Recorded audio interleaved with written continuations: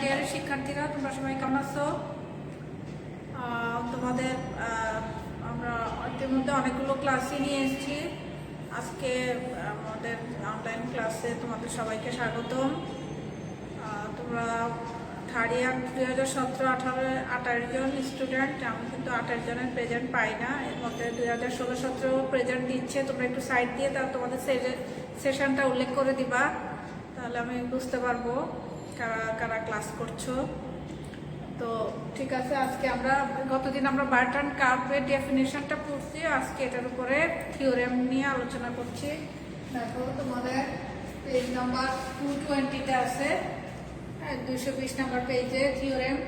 এখানে থিওরেমে কি আছে? If a curve C1 can be brought into a point to point, আমি সংক্ষেপে লিখছি, correspondence with another curve C, so that at corresponding points P1 and P the curves have the same principal numbers. Then মূল কথা হলো যে if a curve C1 মানে একটা কার্ভের এই যে C1 থেকে মানে একটা কার্ভের এই যে কার্ভ C1 এবং আরেকটা কার্ভ হলো C, তাহলে এটার পয়েন্ট টু পয়েন্ট যদি ইয়ে হয় নর্মাল, হ্যাঁ, যেমন C1 এর নর্মাল এবং C এর নর্মাল যদি সেম হয়, একই লাইনে হয়, তাহলে আমরা থিওরেমটা কি হবে? এখানে 4টা জিনিস প্রমাণ করতে হবে। সেই 4টা জিনিস, হ্যাঁ, যেটা কি, the distance between corresponding points of the two Bertrand curves is constant. অর্থাৎ এখানে তো দুইটা বার্টন কার্ভস, এটা একটা বার্টন কার্ভস, এটা একটা বার্টন কার্ভ, তাহলে distance between two Bertrand curves, তাহলে এই কার্ভ এবং এই কার্ভের ডিস্টেন্সটাকে কি দিয়ে? PP1 সমান সমান কি হবে? কনস্ট্যান্ট হবে, একটা কনস্ট্যান্ট হবে। হ্যাঁ, এটা প্রমাণ করতে বলছে থিওরেমের মধ্যে। যে এখানে কার্ভ সম্পর্কে আইডিয়া দেওয়া আছে যে এই দুইটা কার্ভের প্রিন্সিপাল নরমাল একই যখন হয় তখন সেটা বার্টন কার্ভস হয়, এটা আমরা ডেফিনিশন অনুসারে জানি। এখন আমাদেরকে যেটা বের করতে হবে, 1 নম্বরে যে দুইটা কার্ভের মধ্যবর্তী দূরত্ব, এই যে PP1 ইকুয়াল টু একটা কনস্ট্যান্ট হবে এবং সেটাকে A নাম দেওয়া হয়েছে। এখানে A নাম্বারে এটা একটা প্রমাণ করতে হবে, P1P অথবা PP1 ইকুয়াল টু A। আচ্ছা, B নাম্বারে প্রমাণ করতে বলা হয়েছে যে the tangent to C at P and the tangent to C1 at P1 make a constant angle alpha with T1 dot T equal to constant। অর্থাৎ তোমাকে এখানে বলছে যে C বিন্দুতে এখানে দ্য ট্যানজেন্ট টু C বিন্দুতে যে ট্যানজেন্ট C কার্ভের ট্যানজেন্ট P বিন্দুতে ট্যানজেন্টটা আসছে, C কার্ভের ট্যানজেন্ট মূলত এই রেখাটা হয়, এই যে OP1 যে রেখাটা, সেটা সরি C কার্ভের ট্যানজেন্ট হলো এটা এই যে OP রেখা বরাবর টাচ করে যেটা, এটা C। এই কার্ভের ট্যানজেন্ট এবং এই কার্ভের ট্যানজেন্ট বলছে যে যদি একটা কনস্ট্যান্ট অ্যাঙ্গেল, হ্যাঁ, ট্যানজেন্ট দ্বারা যদি একটা কনস্ট্যান্ট অ্যাঙ্গেল উৎপন্ন হয়, যে একটা আলফা উৎপন্ন হলো কনস্ট্যান্ট অ্যাঙ্গেল, তাহলে প্রমাণ করতে বলছে T1 ডট T। অর্থাৎ এই কার্ভের ট্যানজেন্টের নাম হলো T1 আর এই কার্ভের ট্যানজেন্টের নাম হলো T, তাহলে T1 dot T equal to constant হবে, এটা প্রমাণ করতে হবে। এটা একটা। আবার সিতে কি আছে? There exists a linear relation between curvature and torsion for the curve C, then কি kappa plus tau cot alpha equal two 1/a। এটা প্রমাণ করতে হবে, যেখানে টাও নট ইকুয়াল টু 0 হবে, alpha not equal to 0, alpha not equal to π/2, অর্থাৎ এইগুলো হতে পারবে না। হোয়ার a is the distance between corresponding points of two button curves, তাহলে এ হলো ডিস্টেন্স। ওটা A নাম্বারে যে প্রমাণটা আছে সেটাকে, যে এটার নামটা A দেওয়া হয়েছে, PP1 equal to A, distance between two corresponding curves. তাহলে তোমার এখানে মানে একটা লিনিয়ার রিলেশন থেকে তোমাকে প্রমাণ করতে হবে kappa plus tau cot alpha equal two 1/a, এটা প্রমাণ করতে হবে সিতে। আচ্ছা, ডিতে প্রমাণ করতে হবে the torsions of the two associate Barton curves have the same sign and their products is constant বলছে যে the torsions of two associate pattern তাহলে দুইটা প্যাটার্ন কার্ভসের টরশন এই যে টরশনের যে গুণফল অ্যাসোসিয়েট এখানে গুণফল এখানে কি হবে equal to 1/e² sin square alpha এটা তোমাকে প্রমাণ করতে হবে মানে এটা একটা কনস্ট্যান্ট এটা ইজ প্রোডাক্ট ইজ কনস্ট্যান্ট এটা কনস্ট্যান্ট প্রমাণ কনস্ট্যান্ট মানে এই ধরনের আসবে তাহলে মানে আমাদের একটা একটা করে আমরা প্রমাণ দেখাচ্ছি প্রথমে এ প্রমাণটা এ প্রমাণে দেখাবো PP1 ইকুয়াল টু কনস্ট্যান্ট বা সেটার নাম দিচ্ছি এ তাহলে ত্রিভুজ POPP1 কোত্থেকে যে এই ছবি থেকে OPP1 এই যে OPP1 এই ত্রিভুজ থেকে আমরা লিখতে পারি এই যে ত্রিভুজের সমীকরণ যেটা y ইকুয়াল টু x ওয়াইটা হলো কি এখানে y যে কোন কার্ভটা এই কার্ভটা S1 এর হ্যাঁ আর এক্সটা হলো s এর curve s x equal to x of s তাহলে এই ইকুয়েশন সমান সমান x প্লাস an nটা নরমাল এখানে নরমাল s এই যে নরমাল এখানে নরমাল s এটা আচ্ছা তাহলে y ইকুয়াল টু এটা এখন এক নাম্বারকে s1 এর সাপেক্ষে ডিফারেন্সিয়েশন করছি আমরা dy by ds1 dx by এটা s1 এর সাপেক্ষে দুইটা হবে a আর n আলাদা আলাদা আছে তাহলে দুইটা আলাদা আলাদা ডিফারেন্সিয়েশন করলাম আমরা আলাদা আলাদা ডিফারেন্সিয়েশন আচ্ছা এখানে dy বাই ds s1 আছে যেহেতু এটাকে t1 মানে এটা ট্যানজেন্ট এই কার্ভের ট্যানজেন্ট হলো t1 সেটা t1 লিখলাম আমরা আচ্ছা এখানে দেখো dx বাই ds1 আমরা একটু ভেঙে ভেঙে লিখলাম কি dx by ds by ds1 হ্যাঁ আমাদের মানটা ঠিক রইলো এখানে ds সম্পর্ক নিয়ে দুইটা আনলাম আর এটা দেখো এটাও একইভাবে কি করলাম dn বাই ds আবার ds বাই ds1 আর এটা যা আছে ঠিক রইলো n da বাই ds1 এটা ঠিক আছে আচ্ছা এখানে আমরা এই যে dx বাই ds এর পরিবর্তে t বসানো যায় এটা বসালাম ds বাই ds1 থাকলো এখানে a n ড্যাশ এটা হলো n ড্যাশ এখানে n ড্যাশ বসালাম এটা থাকলো এখানে এটা যা আছে ঠিক রইলো আমরা এই লাইনে এসে কি করলাম n ড্যাশের মানটা শুধু বসালাম n ড্যাশ ফেরেক্টর ফর্মুলা থেকে মাইনাস কাপ্পা টি প্লাস টাও বি আর এগুলো যা আছে ফিক্সড রইলো এখন আমরা কমন নিচ্ছি কাকে কমন নিচ্ছি দেখো এখানে 1 মাইনাস a কাপ্পা এই যে ds1 যেখানে কমন যাচ্ছে হ্যাঁ ds1 আর টি এই যে টিটা মূলত টি কমন থাকবে যাদের সাথে টি 1 মাইনাস a কাপ্পা ds1 টি এখানে টি এর নিচে একটা ম্যাট্রিক্স হবে ম্যাট্রিক্স চিহ্ন আচ্ছা প্লাস আর যেগুলো থাকে আমরা সেগুলো লিখে ফেললাম হ্যাঁ সেগুলো লিখে ফেললাম এটাকে নাম্বার 2 ইকুয়েশন দিয়ে রাখলাম এটার জন্য এখন বাম পাশে কি আছে t1 ছিল এখন উভয় পাশে n এর ডট প্রোডাক্ট নাও n এর ডট প্রোডাক্ট নিলে বাম পাশে এটা হলো আর ডান পাশে দেখো n এর ডট প্রোডাক্টটা ছাড়া বাকিগুলো জিরো হয়ে যাবে আর আমি সেগুলো লিখছি না শুধু এটা পাবো এটার সাথে ডট প্রোডাক্ট শুধু da বাই ds1 পাবো বাকিগুলো জিরো হয়ে যাবে তাই না t ডট n জিরো হয়ে যাবে b ডট n জিরো যেহেতু বিপরীতের ডট প্রোডাক্ট জিরো হয় আচ্ছা তাহলে তোমার এটা এখানে টি ডট এন যে কথা আর টি1 ডট n1 টি1 ডট n যে কথা টি1 ডট n1 একই কথা যেহেতু ছবির মধ্যে কি n1 এবং n একই লাইনে মানে প্রিন্সিপাল নরমাল একই লাইনে n এবং n1 একই কথা এই জন্য আমরা এটা n এর পরিবর্তন dot n1 equal to da by ds1 আচ্ছা তাহলে তোমার এখানে তাহলে এটা ইকুয়াল টু জিরো হয়ে যাবে যেহেতু বিপরীত ভেক্টর ডট প্রোডাক্ট তাহলে এটা zero equal to da by ds1 সেখান থেকে ইন্টিগ্রেশন করলে আমরা এখানে a ইকুয়াল টু কনস্ট্যান্ট পাবো হ্যাঁ তাহলে a মানে হলো এই ছবি থেকে pp1 তাই না a মানে হলো তোমার a হলো distance between two Bertrand class এই যে pp1 ইকুয়াল টু a এটাকে এই যে a নাম দিলাম pp1 ডিসটেন্স মানে a তাহলে আমাদের প্রথমটা কিন্তু প্রমাণিত হয়ে গেল প্রথমে ছিল কি এটা pp1 ইকুয়াল টু a অর্থাৎ distance between two Bertrand curves equal to constant হ্যাঁ কনস্ট্যান্টের আমরা নাম দিচ্ছি জাস্ট এই এ তাহলে এটা আমাদের প্রথমটা প্রমাণ হয়ে গেল এখন দ্বিতীয়টার ক্ষেত্রে আমাদের বের করতে হবে যে টি1 dot T equal to constant একটা কনস্ট্যান্ট হবে, এটা প্রমাণ করতে হবে। তাহলে তোমার 2 নম্বর ইকুয়েশনে আচ্ছা আমরা এখানে মূলত 2 নম্বরটা করতে গেলে আমাদের 1 নম্বরের হেল্প লাগবে, সেজন্য এই যে ফ্রম টু, এখানকার ফ্রম টু, এই যে এই 2 থেকে আমরা লিখতে হবে। 2টাকে আমরা এখানে 2 থেকে আমরা যেটা পেলাম যে dA/ds1 এর মানটা 0 বসাবো এখানে। এই যে dA/ds1 এর মান 0, এটা বসালে 2 becomes t1 equal to এটা পাওয়া যাবে।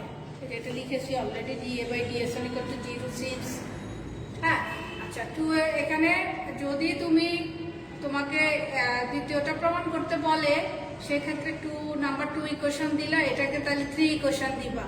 হ্যাঁ 3 ইকুয়েশন দিবা, ক্রমান্বয়ে 4 এভাবে দিবা যে কটা আসে।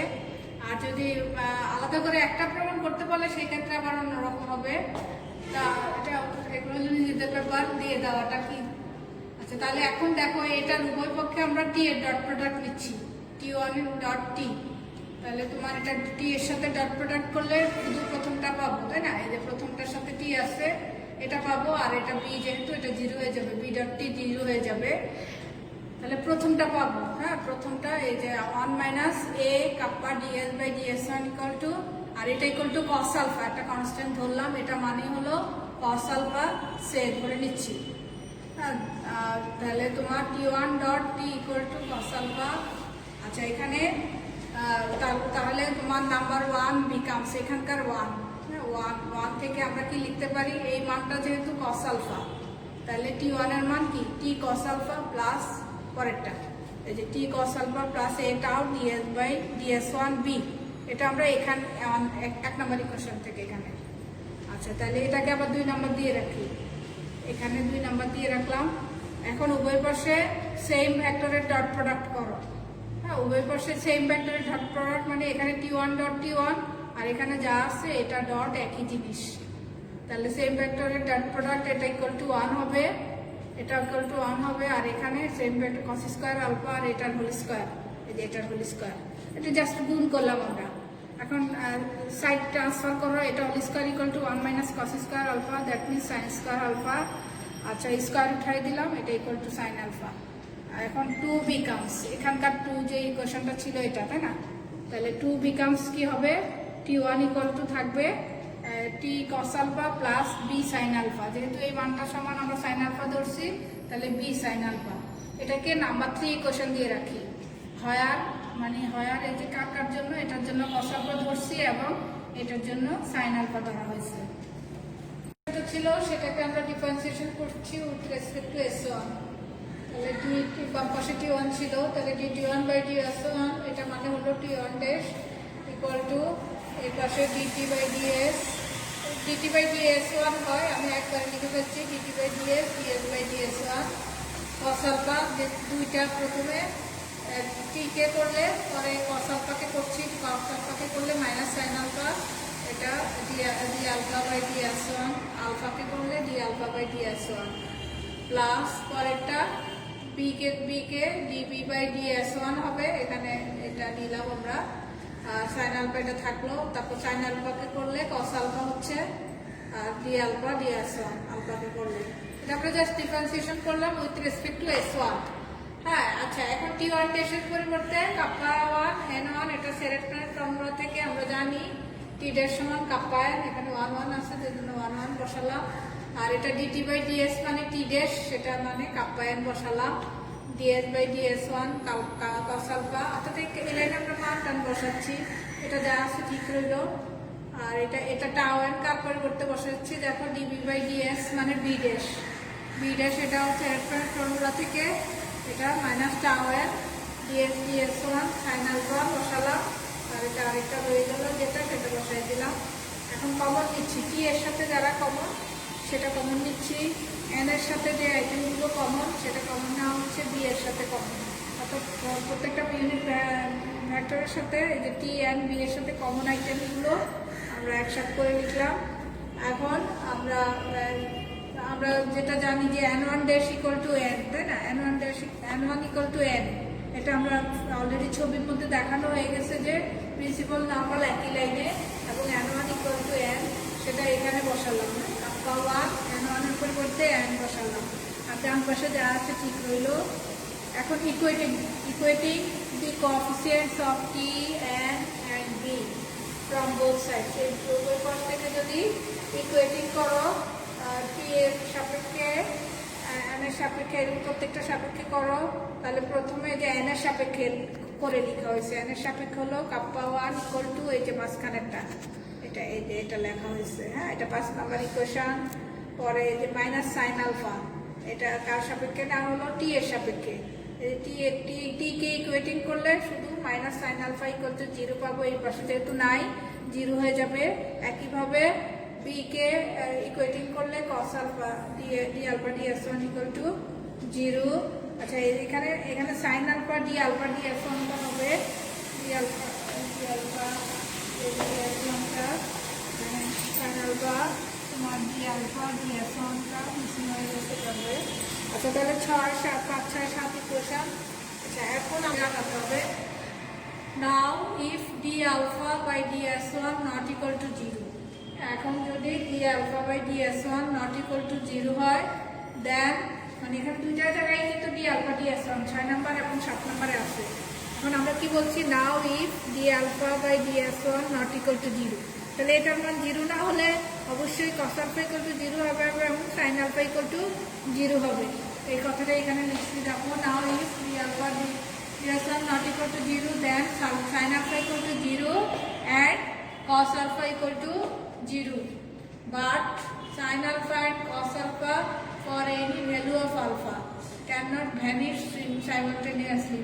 অর্থাৎ কি sin alpha এবং cos alpha মান দুইটাই একসাথে 0 হতে পারবে না। হ্যাঁ, এটা তুমি যদি d alpha by d s one equal to, আমরা বলছি যে 0 না হলে sin alpha cos alpha দুইটাই 0, কিন্তু আলফার যে কোনো মানের জন্য sin alpha এবং cos alpha মান একত্রে দুইটাই ভ্যানিশ হতে পারবে না। তাহলে যদি ভ্যানিশ না হয় সেক্ষেত্রে এই কন্ডিশনটা অ্যাপ্লাই হবে না, যেটা equal to 0 not equal to 0 ধরে নিছি, সেটা অ্যাপ্লাই হবে না। সুতরাং কি হবে, d alpha by d s one equal to 0, সেখান থেকে আলফা ইকুয়াল টু, এখানে ইন্টিগ্রেশন করলে আলফা ইকুয়াল টু কনস্ট্যান্ট পাবো। Alpha equal to constant, alpha মানে হলো কি, দুটা ট্যানজেন্ট যেটা ছিল সেটা মাঝখানের অ্যাঙ্গেলটা T1 ডট টি, T1 ডট টি সেটাই করতে cos আলফা ছিল আমাদের অলরেডি। তাহলে আলফার মান কনস্ট্যান্ট বেরোলো যেহেতু, তাহলে টোটাল মানটাই কনস্ট্যান্ট। তারপর T1 dot T equal to constant, এটাই আমাদের প্রমাণ করতে বলছে। T1 ডট টি এর মানটা কনস্ট্যান্ট। T1টা কি, তোমার C1 কার্ভের ট্যানজেন্ট এবং T হলো C কার্ভের ট্যানজেন্ট, এই দুইটা ডট প্রোডাক্ট একটা কনস্ট্যান্ট হবে। এটা আমাদের প্রমাণ হয়ে গেল। এটা বি নাম্বারে ছিল। সি নাম্বারে যে প্রমাণটা ছিল, সেটার সি নাম্বারে আমাদের যে প্রমাণটা করতে হবে, সেখান থেকে আমরা নাম্বার বি এর ইকুয়েশন থেকেই পাবো আর কি। বি থেকে আমরা এগুলো অলরেডি জানি। 4 নাম্বার ইকুয়েশনে যেটা ছিল 1 minus a kappa ds by ds one equal to cos alpha এবং a tau ds by ds one equal to sine alpha, এগুলো বাই 4। 4 নাম্বার ইকুয়েশনে আমরা, তোমরা দেখে নিও বা বইতেও দেখে নিও, 4 নাম্বার ইকুয়েশনে এটা ছিল।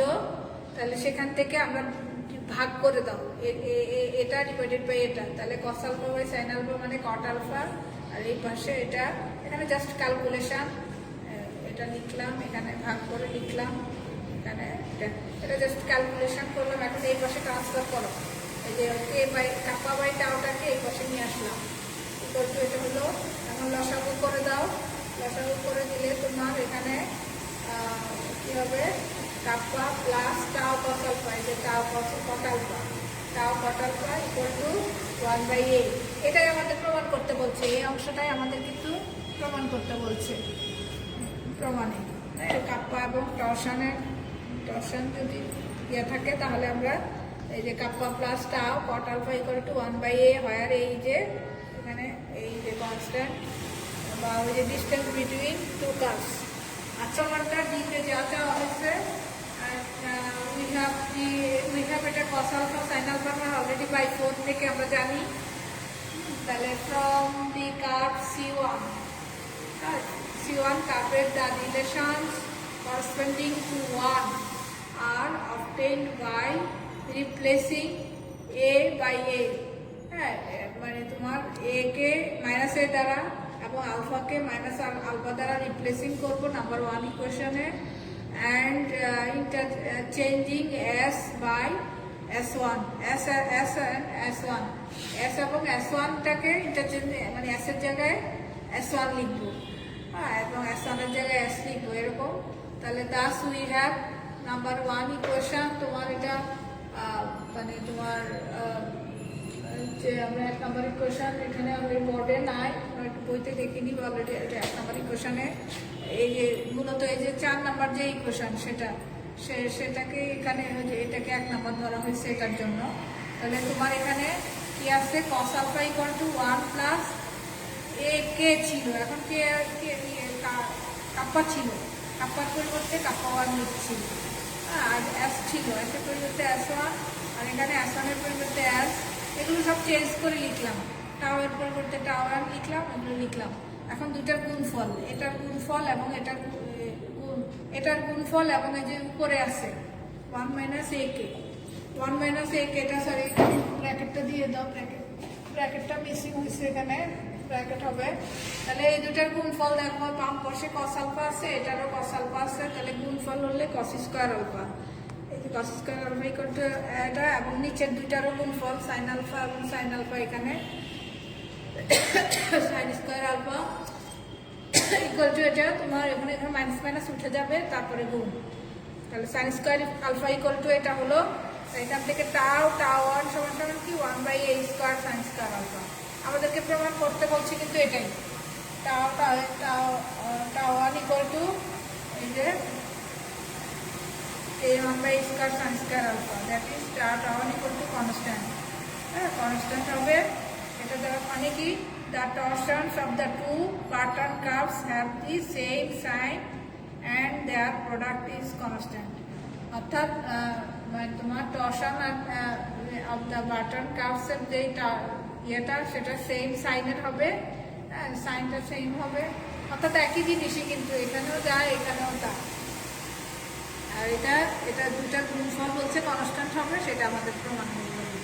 তাহলে আমাদের এই 4টা জিনিস মিলে 1 নম্বর যে থিওরেম ছিল তোমার পরীক্ষাতে কিন্তু 4টা আইটেমে একসাথে চাওয়া হয় না, হয়তো 2টা বা 1টা বা এটা তোমার কোশ্চেন নাম্বারটার উপর ডিপেন্ড করে। অনেক সময় পুরোটা 4টা একবারে দেওয়া হয় না, তো সেক্ষেত্রে প্রশ্নতে যেটা চাওয়া হয় ঠিক একজাক্টলি সেটারই উত্তর করতে হবে, এবং নাম্বারিংগুলো ঠিক সেভাবে করবে। তো ঠিক আছে, আমরা আজকে এটা বাটনের উপর থিওরেম আমাদের শেষ হলো। আমরা নেক্সটে পরবর্তী আলোচনায় যাব পরবর্তী ক্লাসে। আজকের মতো বিদায় নিচ্ছি, আল্লাহ হাফেজ।